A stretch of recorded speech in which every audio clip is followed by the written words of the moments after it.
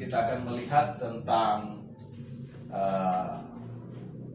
Yesus mati di hari Rabu, bukan di hari Jumat.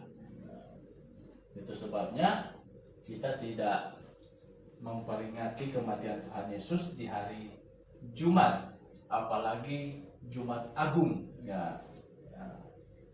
Kita itu di hari Rabu, dan bukan tanpa dasar, bukan karena kita mau sok terlihat keren atau mau tampil lain daripada yang lain, bukan. Tetapi kita melakukan itu semua meskipun dilihat aneh bahkan bagi dunia kekristenan, tetapi ini karena kita mau konsisten sesuai dengan kebenaran firman Tuhan. Oke, jemaat yang dikasihi Tuhan, kita buka satu bagian kebenaran firman Tuhan yang sangat terkenal ya mengenai topik ini. Bahkan salah satu penceramah Muslim yang terkenal di dunia itu dia hafal sekali ayat ini. Ya, hafal sekali. Siapa yang orang yang satu ya, Zakir Naik ya. Nah, dia hafal sekali ayat ini. Matius pasal 12 ayat 40.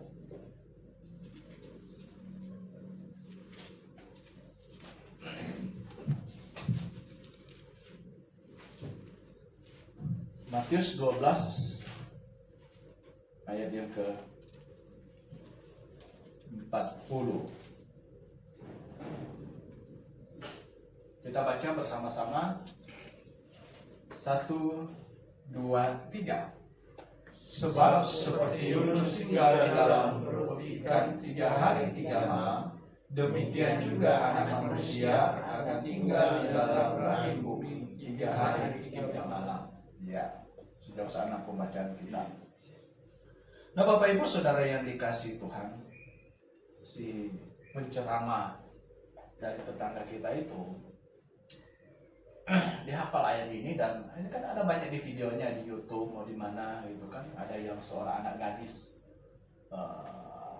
Afrika kalau tidak salah itu, kulit hitam, bertanya gitu kan, bertanya ke dia mengenai ini, dan Zakir Naik bilang, Tuhan kalian itu ya Yesus itu katanya harusnya tidak mati. Enggak. Karena katanya kan di sini sebab sama seperti Yunus dalam perut ikan, ya kan, 3 hari 3 malam, demikian juga Anak Manusia dalam perut bumi. Dia tanya, Yunus mati nggak di dalam perut ikan? Kan tidak mati toh. Ya, kita mencatat bahwa dia dalam perut ikan mati nggak? Tidak. Nah, menurut dia, tuh kan, Yunus tidak mati. Katanya kan sama seperti Yunus. Jadi, gimana kita menjawabnya? Ayo. Ya, kita jawab sangat sederhana. Karena konteks dari perikop itu tidak menekankan tentang sama seperti Yunus dalam hal apa? Dia matinya, bukan. Karena perikop itu menekankan tentang waktu. Ya, tentang waktu. Gitu. Tentang waktu. Ya, kita kan lihat di sini ya kan. Sebab sama seperti Yunus tinggal di dalam perut ikan, yang ditekankan adalah 3 hari 3 malam. Nah, 3 hari 3 malam. Gitu. Nah, jadi sangat sederhana. Jadi penekanannya di sini adalah waktunya, durasinya. Bahwa Yunus di dalam perut ikan itu 3 hari 3 malam. Anak Manusia Tuhan Yesus dalam perut bumi, manusianya mati selama 3 hari 3 malam. Gitu. Ya, 3 hari 3 malam. Jadi penekanannya adalah waktunya. Tapi Bapak Ibu Saudara yang dikasihi Tuhan, sungguh Ayat ini adalah salah satu ayat kunci di mana kita hari ini mempraktekkan tentang peringatan kematian Yesus Kristus itu bukan di hari Jumat, melainkan di hari Rabu. Ayat ini sebenarnya setapnya. Kenapa?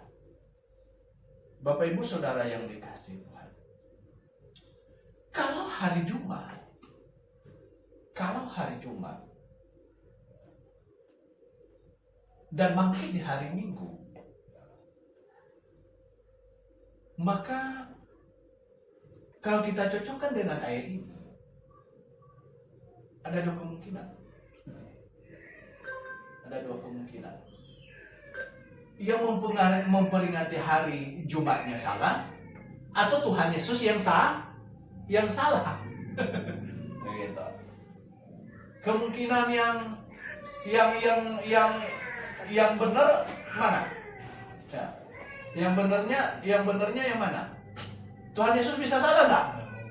Tidak mungkin. Berarti ada kesalahan adalah dalam penetapan di hari Jumat. Begitu. Masa Tuhan Yesus salah? Emang Tuhan Yesus enggak bisa hitung?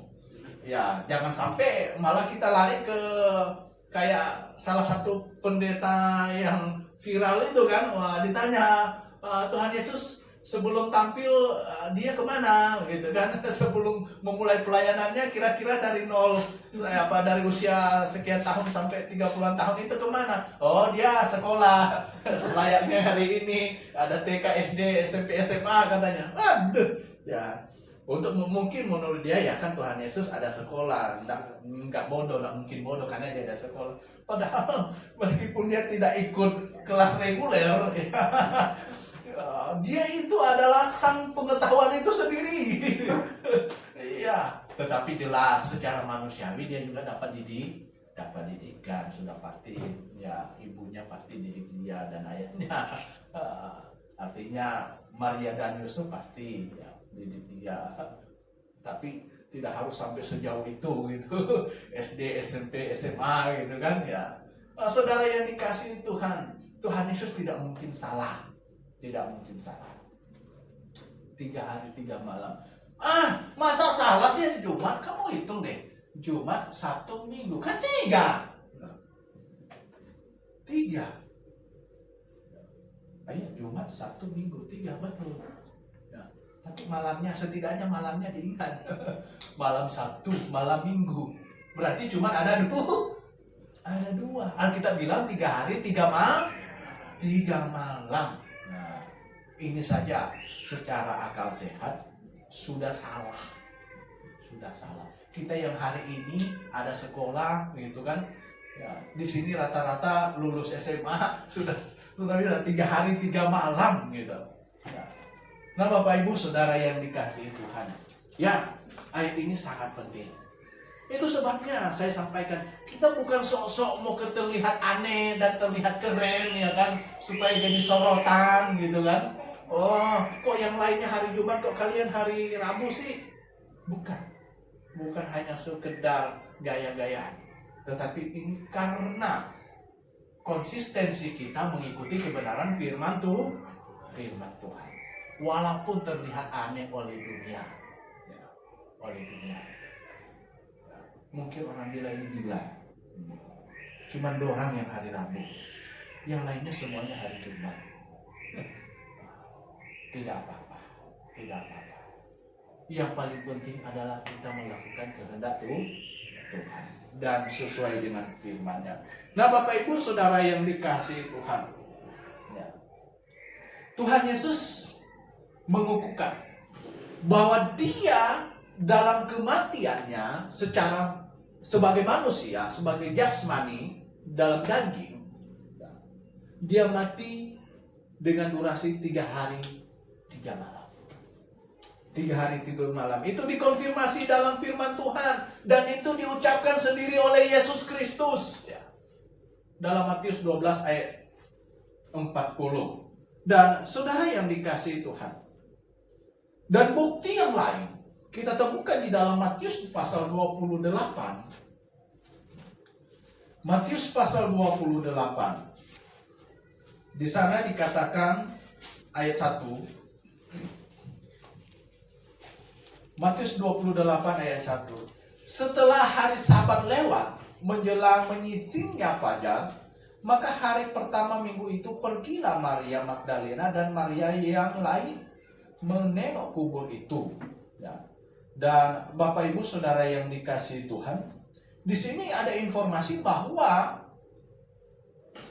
pada hari pertama, ingat, pada hari pertama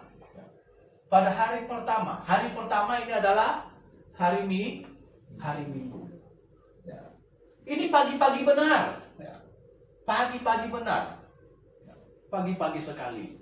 Ketika mereka pergi, mereka datang dan menemukan bahwa mayat Tuhan Yesus sudah tidak ada. Ya, tidak ada. Jadi di sini penekanannya apa? Penekanannya bahwa memang benar dia bangkit pada hari Minggu, ya kan? Bangkit pada hari Minggu. Tetapi yang menarik bahwa pagi-pagi sekali, ya, ingat, Maria Magdalena ketemu di sana, pergi ke sana, mendapatkan bahwa kubur itu sudah kosong. Bukan pergi dan lihat mayat masih ada dan lalu Tuhan Yesus bangkit. Alkitab memberitahukan bahwa mereka perginya ketika ada di sana, mayat Tuhan Yesus sudah tidak ada. Berarti Tuhan Yesus sudah bangkit sebelum mereka nyampe ke situ. Ya. Nah, ya kan? Mayat Tuhan Yesus atau Tuhan Yesus sudah bangkit sebelum Maria sampai dikubur. Karena pas mereka nyampe, itu mayat sudah tidak ada. Dan Bapak Ibu Saudara yang dikasihi Tuhan, di dalam bahasa Yunaninya bahkan di situ berasal dari kata episko, ya, episko. Nah ini awal hari. Jadi memang ini bisa jadi pas berganti harinya, menit pertama atau jam pertama itu Tuhan Yesus bangkit. Karena ini penekanannya adalah awal sekali gitu. Awal, benar-benar awal. Ya. Kalau hari ini di Indonesia kan kita kan mengakui pergantian hari itu lewat jam 12 malam, ya. Jam 12. Makanya kita kalau pisah tahun gitu kan, pas jam 12 jam 12 langsung bunyi itu petasan saja, karena lewat saja 1 detik atau 1 menit sudah di tahun yang baru, ya. Nah ini awal sekali gitu, awal sekali. Jadi hari Sabtu dia punya lewat saja 1 menit itu sudah masuk di hari Minggu kalau kita konsisten, betul kan? Aturan ininya kan seperti itu. Nah mereka perginya sudah subuh, ya pagi-pagi sekali, dan mereka menemukan bahwa mayat Tuhan Yesus sudah tidak ada. Nah yang ketiga, bukti apa yang mengukuhkan kita bahwa kita percaya bahwa Yesus itu mati pada hari Rabu. Yang ketiga, tradisi Yahudi. Dalam hal apa? Dalam hal menghitung pergantian hari. Tradisi Yahudi. Dan itu bukan hanya di zamannya Tuhan Yesus. Sampai hari ini orang Yahudi menghitung hari dari jam apa? Dari jam 6 sore, ya, sampai hari ini. Ya. Kalau kita dari jam 12 malam, mereka jam 6 sore. Ya. Jam 6 sore lewat 1 menit, itu sudah di hari berikutnya. Gitu. Sudah di hari berikutnya. Dan Bapak Ibu Saudara yang dikasihi Tuhan, berarti di zamannya Tuhan Yesus saat itu, hari Sabtu jam 6 sore lewat, atau taruhlah ya, jam 7 jam 7 malam itu sudah hari Minggu. Meskipun di kita di sini jam 7 malam hari Sabtu itu masih masuk hari Sabtu. Karena sama kita nanti setelah jam 12 malam gitu. Tapi tidak bagi orang Yahudi. Bagi orang Yahudi itu pergantian hari itu terjadi di sore. Jam 6 sore atau jam 18.00 waktu Indonesia Barat. Oke, baik. Itu yang ketiga. Dan Bapak Ibu Saudara yang dikasihi Tuhan, bukti selanjutnya yang keempat, kita menemukan di dalam Markus pasal 14, Markus pasal maksud saya pasal 15 ayat 42 ya. Markus 15 ayat 42. Di sana dikonfirmasi bahwa sementara itu hari mulai malam dan hari itu adalah hari persiapan, yaitu hari menjelang Sabat ya. Hari menjelang Sabat. Nah, jadi kita diberitahukan bahwa penyaliban Yesus Kristus itu terjadi di hari menjelang hari Sabat. Itu sebabnya ketika sudah mau gelap, mau sore, katanya kan mayat Tuhan Yesus langsung segera diturunkan ya. Nah, itu orang pergi menghadap dan meminta mayat Tuhan Yesus untuk segera diturunkan. Nah, karena kalau tidak segera diturunkan, maka mayat Tuhan Yesus akan tetap tergantung, karena tidak boleh ada aktivitas di hari Sabat. Nah, sesuai dengan tradisi Yahudi, budaya Yahudi, ya tradisi Yahudi, nah jam 6 sore setelahnya sudah masuk di hari berikutnya. Berarti setelah jam 6 sore ini sudah hari Sabat gitu. Menjelang hari Sabat. Berarti nanti seharusnya kalau mereka tidak segera turunkan mayat Tuhan Yesus, maka mayat Tuhan Yesus nanti diturunkan setelah jam 6 sore hari berikutnya. Ya, begitu. Dan Bapak Ibu Saudara yang dikasihi Tuhan, tetapi firman Tuhan mencatat bahwa menjelang hari Sabat, itu sebabnya mayat Tuhan Yesus segera diturunkan. Ya, segera diturunkan. Dan Saudara yang dikasihi Tuhan, di dalam Markus 16 ayat 1 ya. Markus 16 ayat 1, di sana disampaikan setelah lewat hari Sabat, Maria Magdalena dan Maria ibu Yakobus serta Salome membeli rempah-rempah untuk pergi ke kubur dan meminyaki Yesus. Nah, Bapak Ibu Saudara yang dikasihi Tuhan, apa hubungannya ini? Ayat ini hubungannya dengan kematian Tuhan Yesus? Dengan kita hari ini memperingati di hari Rabu bukan hari Jumat, apa kaitannya? Kaitannya adalah begini. Kalau Tuhan Yesus itu disalib pada hari Jumat, begitu, dan besoknya hari Sabat adalah hari Sabtu, maka tidak ada waktu di mana Maria Magdalena dan Maria ibu Yakobus di sini dan Salome untuk pergi ke pasar mencari rempah-rempah. Karena bagi orang Yahudi itu sesuatu yang tidak mungkin dilakukan pada hari Sabat. Tidak boleh. Hari ini mereka yang ngagung-ngagung hari Sabat gitu kan, hari ini. Tapi saya kemarin cerita-cerita dengan Pak Diakin, makan hari Sabtu itu selesai gereja, ya kan, panas-panas makanannya ya Pak ya. Jangan-jangan ke pasar dulu pagi gitu. Tapi ini bagi orang Yahudi tidak mungkin terjadi. Tidak boleh ada kegiatan di hari Sabat. Nah, kalau Tuhan Yesus mati hari Jumat, hari apakah mereka pergi ke pasar untuk belanja rempah-rempah? Sedangkan hari Sabtunya Sabat, hari Minggu sih sudah bangkit. Ya. Maka diperlukan satu hari di mana memungkinkan bagi Maria Magdalena, Maria ibu Yakobus dan Salome pergi ke pasar untuk mencari rempah. Yang jelas hari itu bukanlah hari Sabtu. Karena kalau hari Sabtu tidak mungkin mereka bisa pergi ke pasar. Nah, Bapak Ibu Saudara yang dikasihi Tuhan, ya ini kebenaran firman Tuhan yang semakin mengukuhkan kita.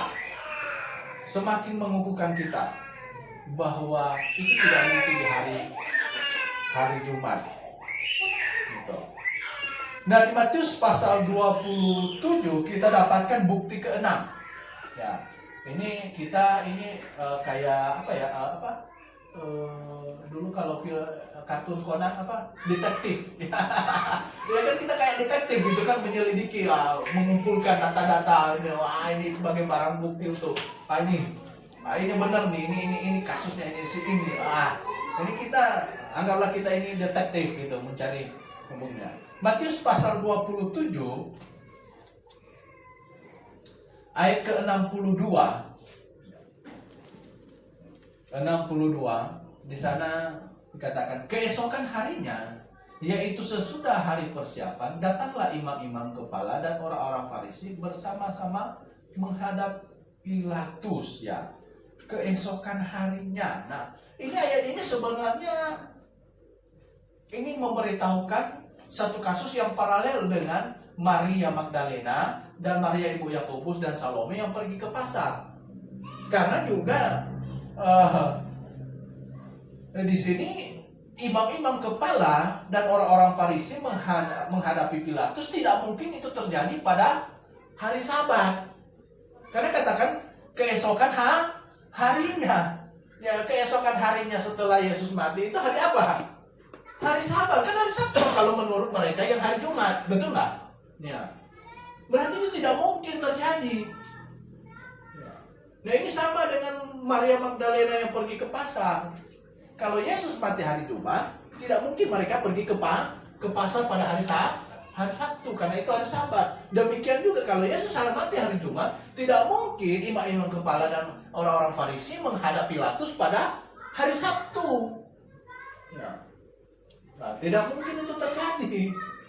Ingat, karena ini mereka orang Yahudi yang begitu fanatik tentang hari Sabat.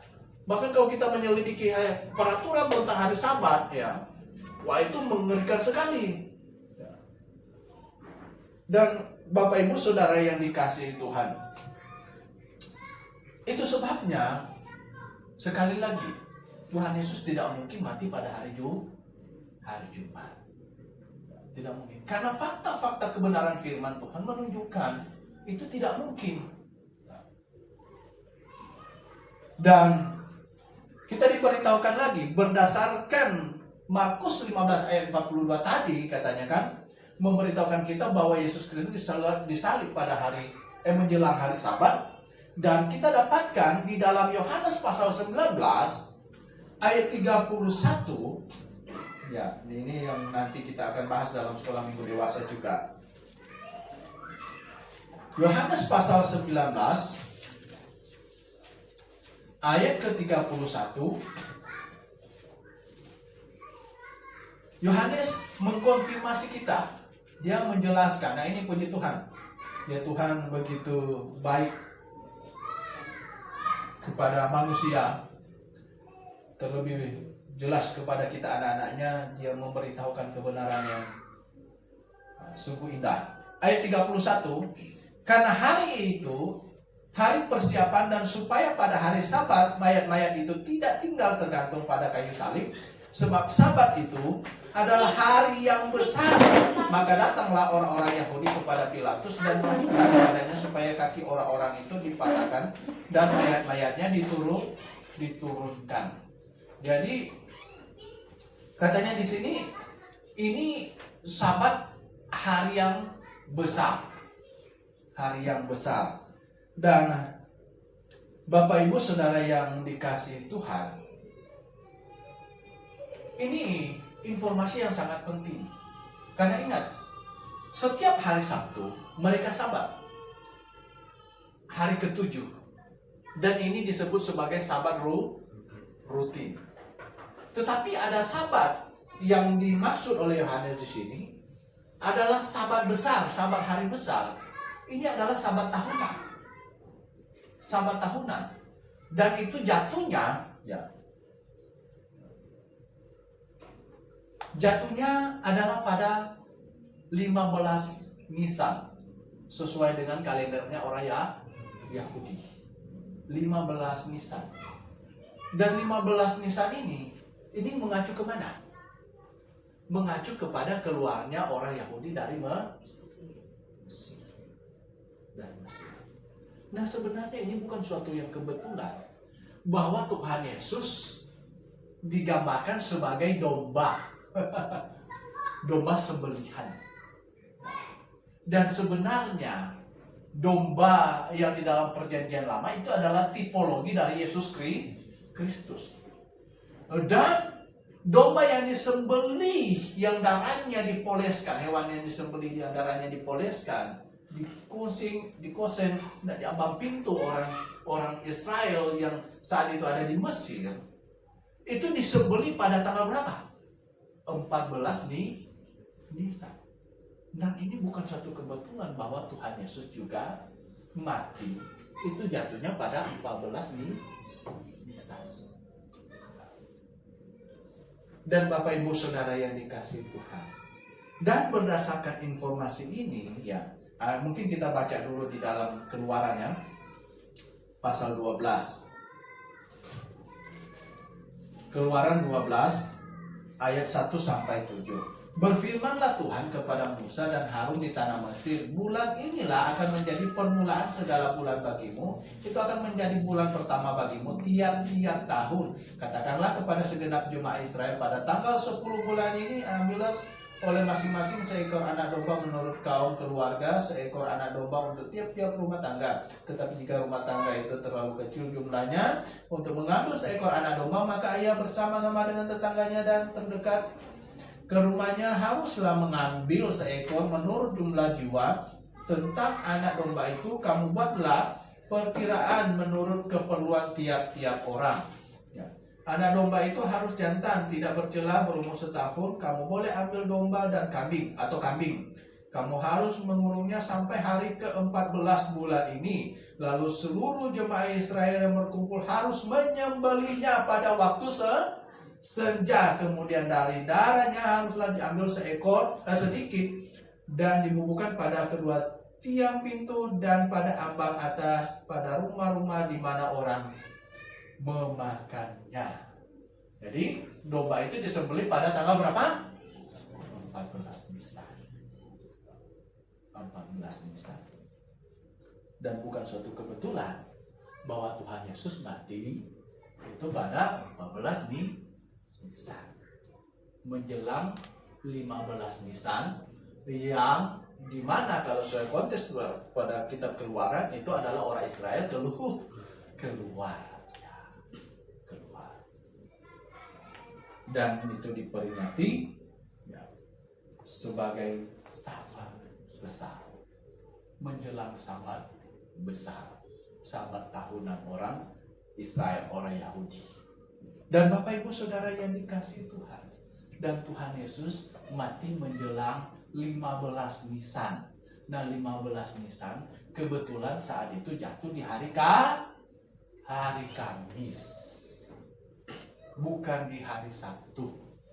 Maka dari sini kita dapatkan bahwa di minggu di mana Tuhan Yesus disalibkan terdapat 2 kali hari Sabat. Sabat besar hari Kamis dan Sabat rutin hari Sabtu.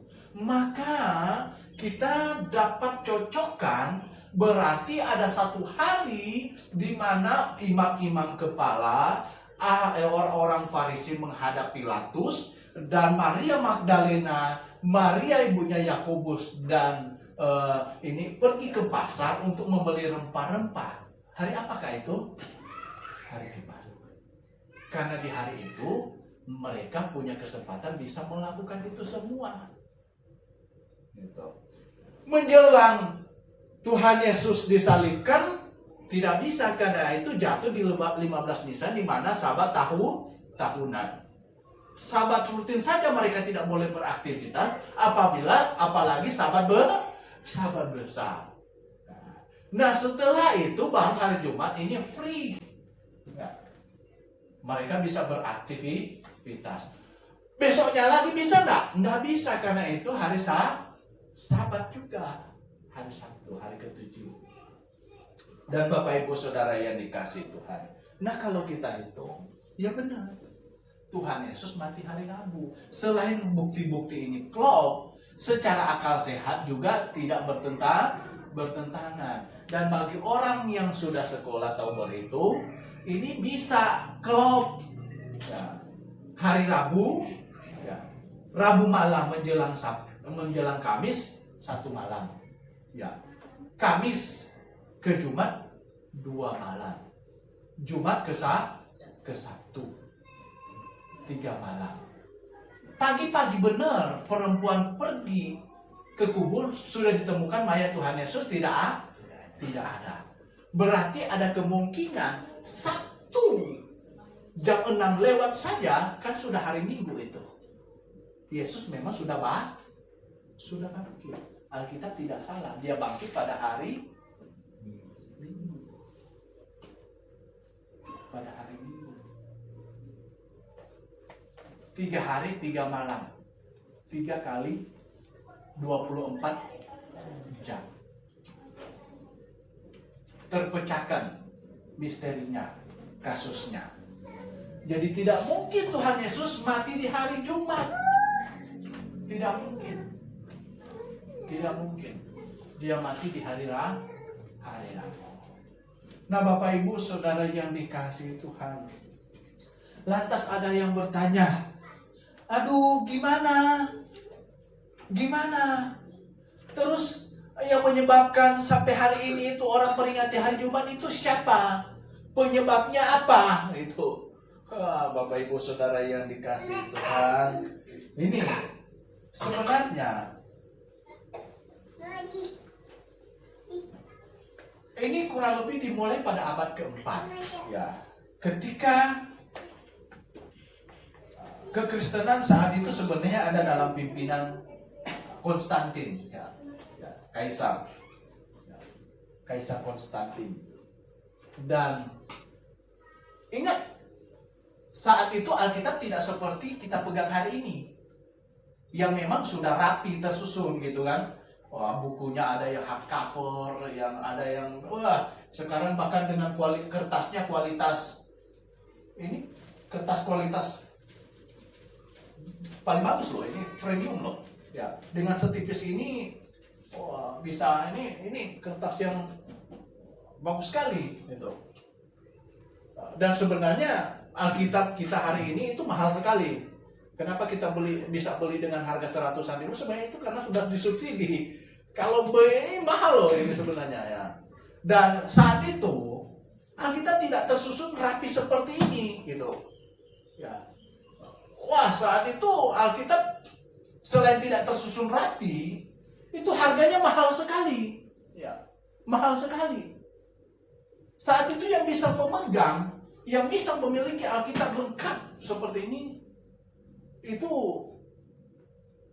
orang yang konglomerat kelas kakap gitu. Ya, kelas kakap. Tahu nggak harga satu Alkitab di zaman itu? Ya, yang lengkap, harganya katanya seperti rumah mewah di tengah-tengah kota New York. Harga satu Alkitab. Bayangkan betapa mahalnya.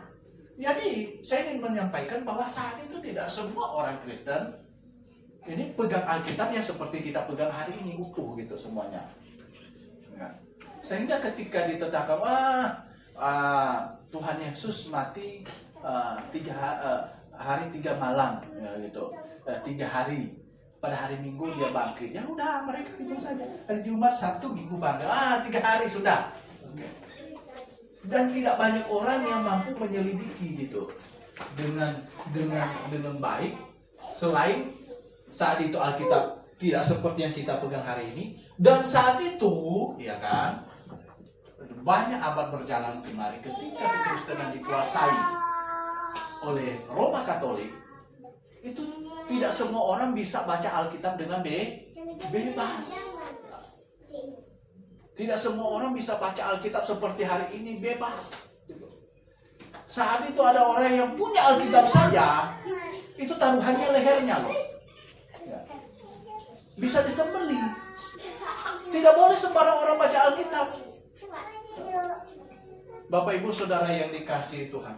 Jadi faktor-faktor inilah mengapa sampai hari ini itu mayoritas, kita katakan mayoritas kekristenan itu masih mengimani hari Jumat Yesus mati. Oleh sebab itu, hari ini kita yang belajar kebenaran firman Tuhan, yang bisa baca Alkitab ini leluasa bolak-balik, mau jungkir balik kayak bagaimana, ya, yang kita sudah menyeliki kebenaran firman Tuhan dan hari ini kita tahu faktanya, kebenarannya. Ya. Ini kan fakta loh. Oh, fakta karena Tuhan Yesus sudah mati dan sudah bangkit bahkan naik ke surga. Ya. Fakta bahwa Yesus tidak mungkin mati hari Jumat adalah tugas kita untuk pergi memberitahukan. Nah, kita tidak mungkin bisa beritahukan kalau kita sendiri tidak paham. Kenapa Yesus mati hari Rabu? Kenapa bukan hari Jumat? Ya. Kita harus mengerti. Dan Bapak Ibu Saudara yang dikasihi Tuhan, sama kita kan ada sedia artikelnya. Ada artikelnya. Ya, kita tinggal baca dan bahkan kita bisa hafal ayatnya, gitu kan? Cuman berapa? Ada 7 ayat kunci sebenarnya. Ada 7 ayat kunci yang perlu kita hafal. Betul-betul hafal supaya kita bisa jelaskan, gitu. Ada 7 setidaknya ayat kuncinya untuk memberitahukan bahwa Yesus tidak mungkin mati di hari Jumat, melainkan di hari Rabu, gitu. Di hari Rabu. Dan kita sekali lagi, bukan supaya terlihat aneh, supaya terlihat keren, supaya jadi viral hari ini. Kok mereka aneh ya, hari Rabu bukan hari Jumat, semuanya hari Jumat, kok mereka lari sendiri. Ya, saya pikir yang di Manado cuma kita loh hari Rabu. Jangankan di Manado, di Sulawesi Utara kayaknya selain kita Bitung gitu. Ya. Yang lainnya hari Jumat. Dan Bapak Ibu Saudara yang dikasihi Tuhan, ingat, kita bukan mengikuti yang mayoritas.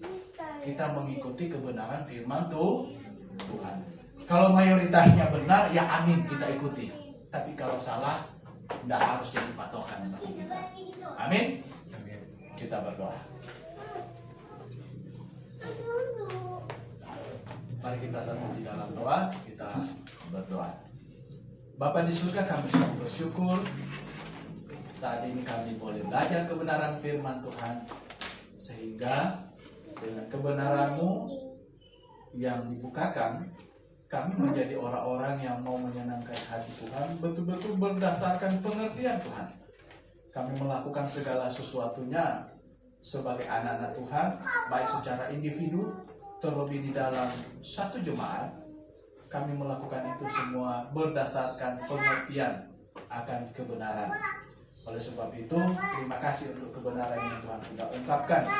Dan biarlah kami senantiasa juga boleh disuguhkan dengan kebenaran demi kebenaran yang baru, sehingga kebenaran-kebenaran itu memerdekakan kami, dan kami sungguh-sungguh boleh berjalan sesuai atau seturut dengan firman-Mu, dan ini bisa membuat kami semakin teguh, semakin kuat, dan semakin mempermuliakan Tuhan dalam hidup kami. Terima kasih dalam nama Tuhan Yesus kami berdoa dan bersyukur. Amin.